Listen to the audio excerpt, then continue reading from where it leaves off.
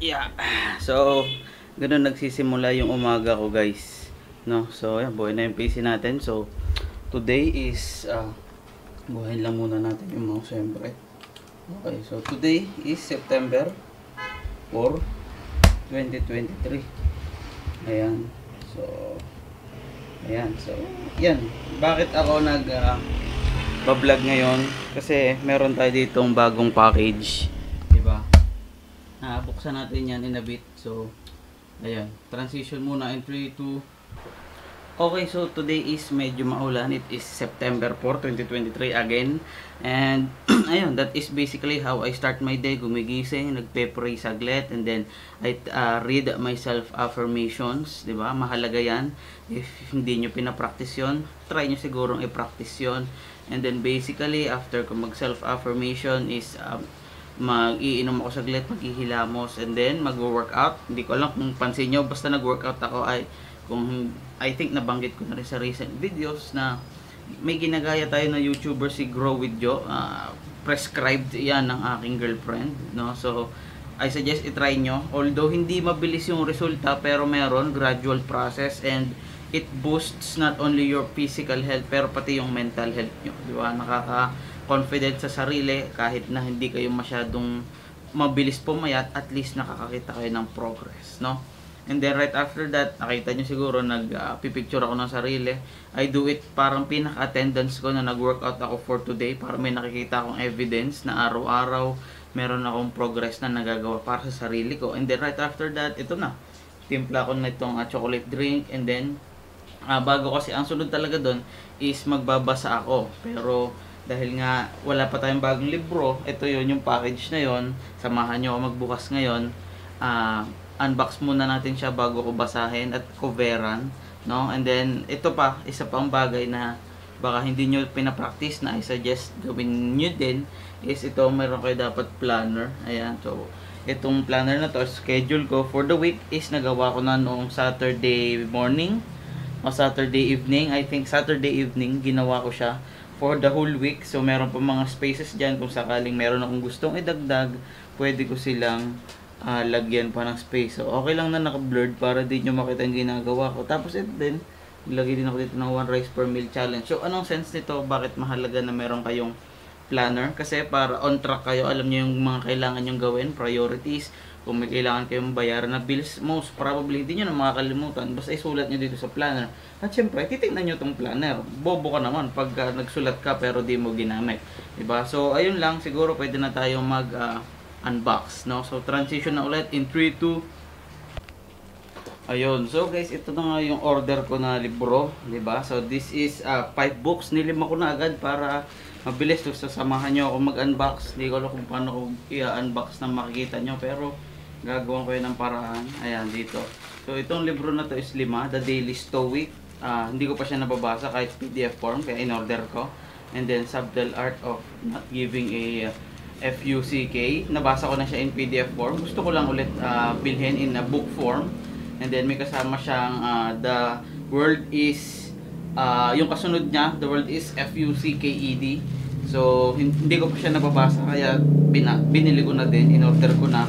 Tapos Think and Grow Rich by Napoleon Hill. So nabasa ko na siya in PDF form. Gusto ko lang na may physical book. Tapos babasahin ko ulit syempre. Tapos yung pinakahuli, yung pinakagusto ko is yung Ikigai, no? The Japanese secret to good life. O yan, ito ang una nating nakita sa package pagkabukas. Meron tayong mga bookmark. Ang ganda ng bookmark nila, guys. Ang laki, 5 o 4. 4 lang ang ginawa niyang, ang sinama niyang tag dito, bookmark.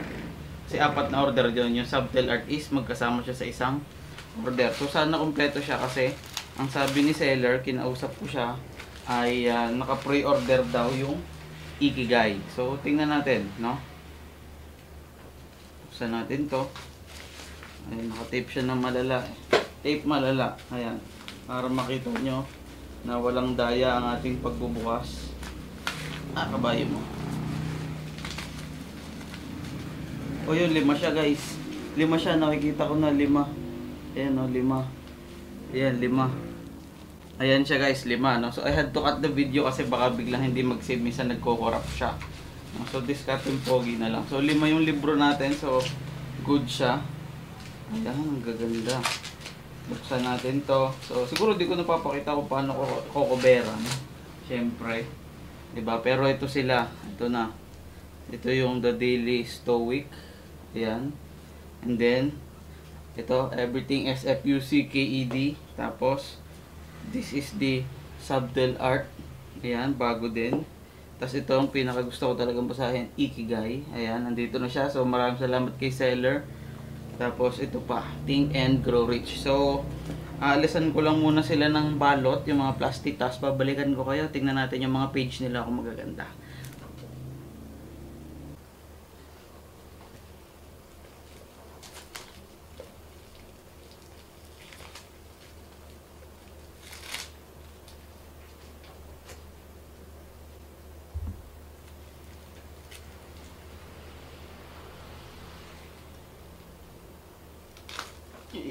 Naglaglag pa.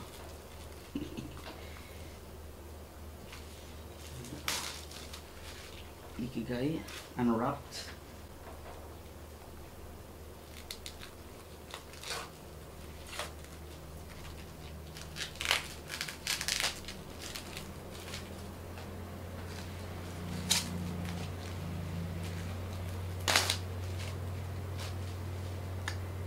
Unwrapped. Mamaya natin buksan yung mga pages. Ito na sunod, guys. Makapal. Gusto itong mga ganito matagal basahin. Diba? Boom.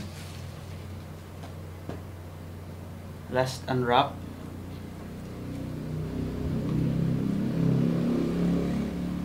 Ay, may UP siya.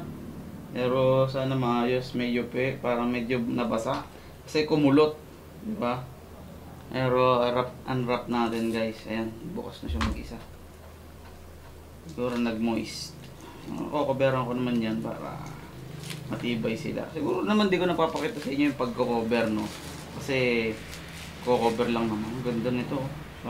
Sana hindi lang siya tupi-tupi, pero ang ganda, no? So, doon na tayo sa per page. Let's go! Unahin natin si Think and Grow Rich. Buksan natin. Oh, damn! Ang ganda. Hindi ko alam kung kita nyo. Pero ang ganda niya. Ang ganda ng print. Ganda ng papel. Readable. Para sa akin, readable to ah. Okay? So, mamaya sabihin ko sa inyo kung magkano lahat to. No? And then, sunod ito. Is going to be Ikigai. Uy, ang ganda, lupit. Uy, may mga taong nakataya. Nakita ka, oh. Exciting basahin. Sunod, ito. Nabasa ko na rin to. Again, ulitin ko lang. Oh, damn. Ang ganda din ng print niya. Ang ganda ng papel. Quality is good. Okay. Sunod, ito. Maganda din, makapal. Oh. Ganda. Readable. Ayos. Ayos siya, ayos. Kasi nakakasentro yung text, no?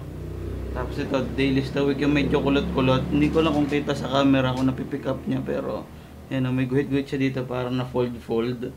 Tapos dito, may maliit lang na gusot. Ayan, ito. Pero goods naman, tolerable. Kasi nga given, kasi pinaship naman to, di naman to pinick up sa gawaan. Ayan, ganda, readable din, malinaw, solid.